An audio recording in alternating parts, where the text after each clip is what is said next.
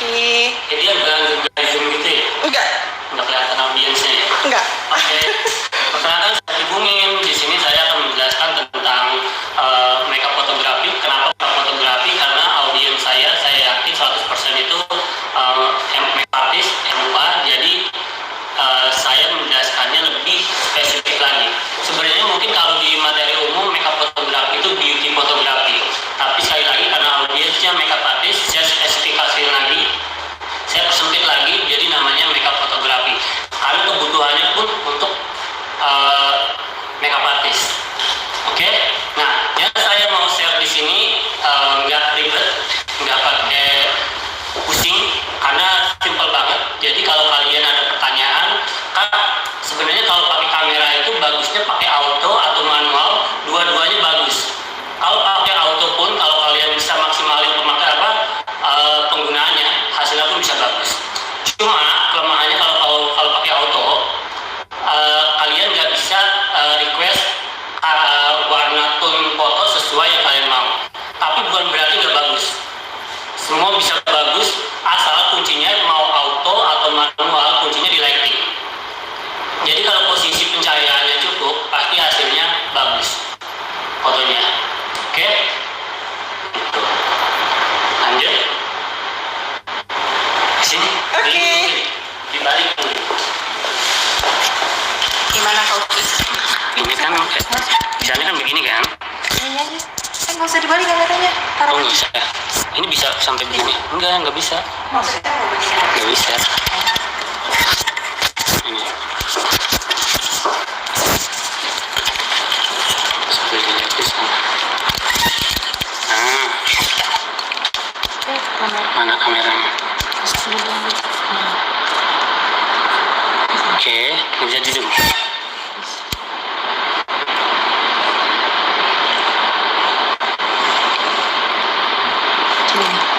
Oke. Ini siapa dia? Sudah? Oke, untuk sahabat MUA, sebelum masuk ke materi makeup fotografi, ini alamat Instagram saya ada 2. Ini yang utama, ini yang kedua. Belum banyak followernya sih karena belum serius di yang akun kedua. Yang pertama ya udah serius. Oke. Lanjut ke makeup fotografi. Makeup fotografi itu sebenarnya cara mendokumentasikan hasil riasan kita tanpa mengubah dari hasil apa yang terlihat sebenarnya. Artinya kalaupun kita mengedit bukan merubah tapi untuk menyempurnakan. Oke, intinya seperti itu. Nah, apa aja yang perlu diperhatiin dalam makeup fotografi? Ini bisa dipakai mode auto atau manual ya. Sekali lagi, mode auto pun akan bisa maksimal kalau pencahayaannya cukup. Nah, yang perlu diperhatiin pertama adalah ketika kita memotret klien, itu posisinya di mana. Oke. Kalau kita dapat klien di posisinya misalkan nggak semua makeup artist kan dapat klien yang spotnya bagus, misalkan di apartemen atau di hotel. Tapi ada beberapa juga makeup artist yang dapat kliennya yang masih di rumah, yang kondisi rumahnya maaf kurang rapi, berantakan. Nah, gimana caranya foto kita terlihat menarik? Cari posisi yang tepat. Gambar pertama kenapa saya silang? Kalau kalian perhatiin di sini belakangnya agak crowded, ada AC, mungkin di sini ada panci-panci atau gantungan baju yang mungkin kalian temuin nanti, itu menurutku kurang tepat. Oke. Gimana caranya foto kita terlihat bagus? Kita harus posisikan klien kita di posisi yang agak menarik. Paling enggak kita cari background yang polos. Seperti ini. Oke. Kita harus pintar memposisikan klien kita biar supaya hasil fotonya terlihat menarik. Jangan sampai makeup udah bagus, rambut udah bagus, kebaya atau gaun udah bagus, tapi backdropnya berantakan. Itu akan ngurangin hasil fotoan kita juga. Jadi jualannya nggak maksimal. Yang kedua, seperti apa? Seperti apa kondisi cahaya dalam ruangan? Kalau kata perhatikan dari foto pertama, kedua, ketiga, itu kualitasnya sebenarnya sebenarnya ketajamannya hampir sama, cuma posisi pencahayaannya beda-beda. Di gambar pertama,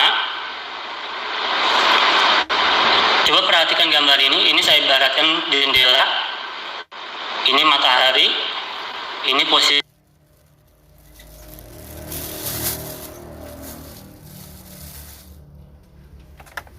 ini. Kenapa ini saya anggap salah?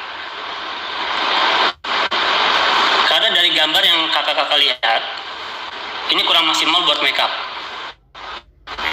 Bagian pipi sebelah satu sisi ininya terlihat terang, eyeshadow-nya jadi terang juga, blush on-nya juga terang, sementara ini terlalu padat, gelap, terlalu keras. Nah, gambar kedua, perhatiin, ini anggap aja jendela. Ini posisi kita yang model membelakangi jendela, dan model atau klien menghadap jendela. Ini tanpa bantuan cahaya portable ya, mau ring light atau glam light atau LED dan lain-lain. Ini benar-benar murni cahaya matahari. Jadi tanpa bantuan cahaya lagi, kita shoot modelnya, hasilnya seperti ini. Nah, ini cukup rata. Jadi makeup kita terlihat maksimal. Nah, gambar ketiga lagi-lagi ini posisi jendela, di sini posisi matahari, di sini posisi kita yang motret kamera dan model membelakangi jendela. Ini kalau tidak ditambah dengan lighting tambahan, lighting portable itu ada ring light atau LED atau glam light dan lain-lain, ini hasilnya pasti siluet, mukanya gelap, cuma bentuk wajah doang. Nah, biar supaya hasilnya tetap terang, kita bantu penerangan tambahan. Sekali lagi mau ring light, starlight dan lain-lain. Jadi hasilnya seperti ini. Oke. Seperti apa kondisi cahaya dalam ruang. Nah, berikutnya seperti apa bentuk wajah model atau klien. Perhatiin gambar pertama, kedua, ketiga. Kenapa gambar pertama kurang tepat, gambar kedua kurang tepat dengan posisi seperti ini, dengan wajah sehat seperti ini. Posisi ketiga saya bilang checklist. Ini posisi yang tepat. Kenapa posisi pertama salah? Kalau ketemu klien yang mukanya maaf agak cabi, jangan posisikan klien seperti ini. Oke? Karena ini tidak membuat foto terlihat cantik.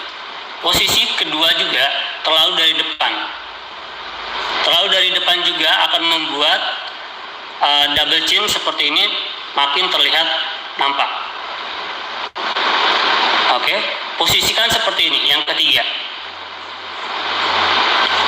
Oke, jadi jika wajah model klien kita agak cabi, harus pintar-pintar memposisikan, cari angle yang tepat buat kita shoot.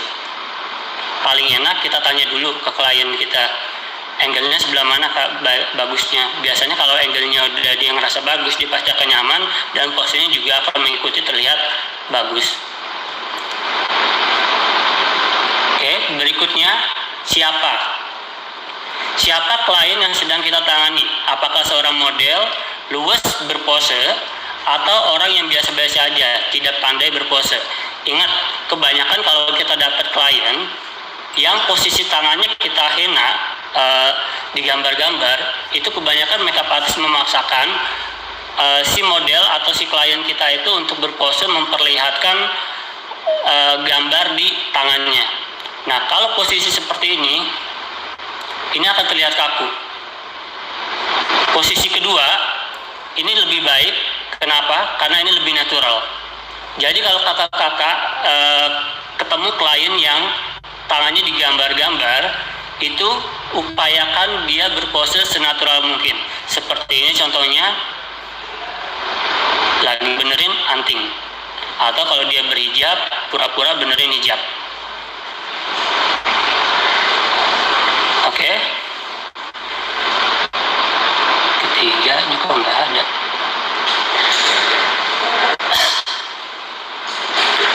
Ketiganya nggak ada. Hilang. Materi ketiga. Oke.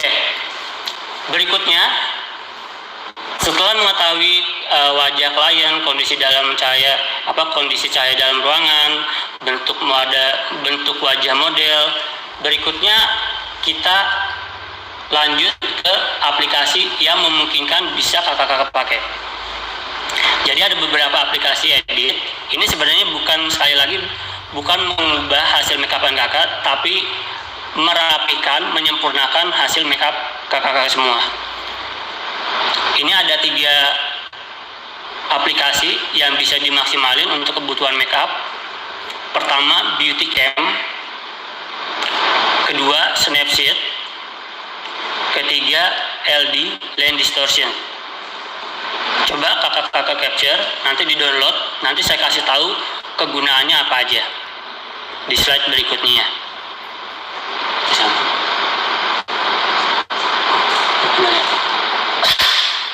Oke. Yang pertama, Beauty Cam. Jadi di Beauty Cam ini ada tools yang namanya Slim, yang fungsi sebenarnya itu buat membuat tubuh kita terlihat langsing, tapi karena cara kerjanya stretch, menarik, ini kita ubah lagi kebalikan. Jadi kalau misalkan kakak-kakak dapat klien yang sanggulan, terus ketemu partner hairdo yang kurang rapi, misalkan coba diperhatiin gambar pertama dan kedua, rambutnya lebih mengembang. Nah, ini kakak bisa aplikasikan. Kalau kakak ketemu klien yang sanggulnya nanti kurang rapi, bisa ditarik-tarik menggunakan ini, di straight.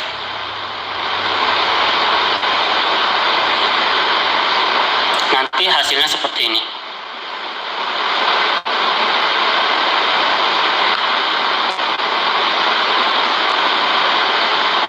Oke.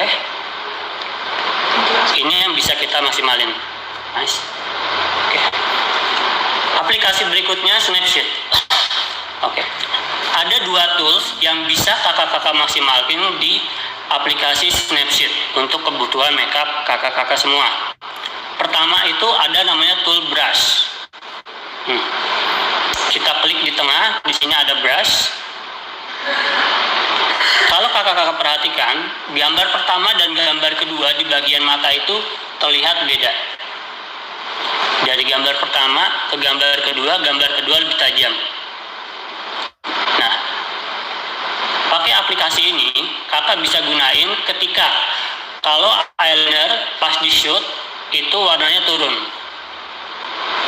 Kakak bisa gunakan aplikasi ini, tools yang ini brush, di usap-usap di bagian eyelinernya, atau bagian eyeshadow kurang kereng, bisa juga diusap-usap, tapi perlahan.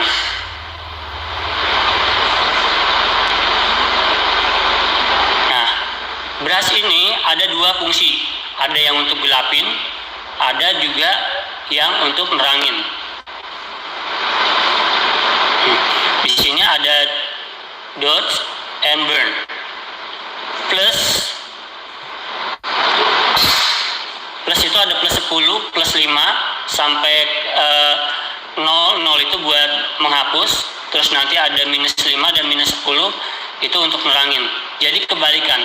Kalau kakak butuh, misalkan di bagian makeup kakak di sini ada highlight di ujung mata, itu bisa digunain yang untuk neranginnya. Sama diusap-usap juga, atau matanya kurang terang pun bisa dengan ini. Jadi nanti bagian matanya pasti lebih tajam lagi. Perhatikan sekali lagi gambar pertama dan gambar kedua.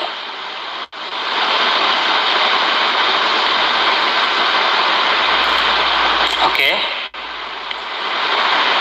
Berikutnya lens distorsi. Nah, ini sebenarnya aplikasi yang trennya mungkin di beberapa bulan yang lalu. Jadi ini kakak bisa gunakan juga ketika ketemu klien yang mungkin kebayanya kurang bagus di bagian lehernya atau kurang cantik menurut kakak. Nah, ini bisa dipakai aplikasi lens distorsi. Jadi di dalam aplikasi lens distorsi itu ada beberapa efek-efek blur-blur macam ini.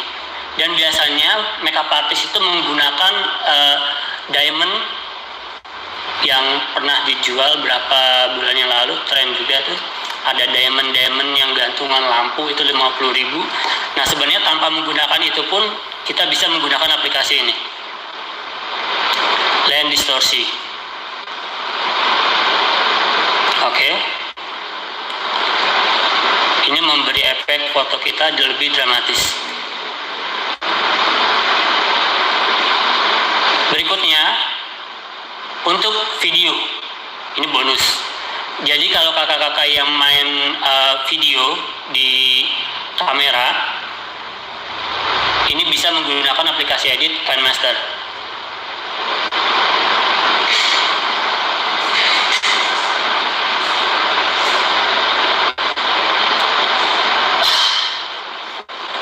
Nanti kakak tinggal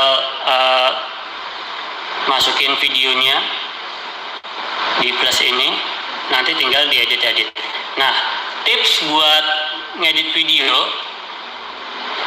upayakan ketika kita nge-shoot, itu shoot per 10 detik, nanti baru disambung-sambung. Biar supaya transfernya dari kamera ke handphone nggak terlalu berat.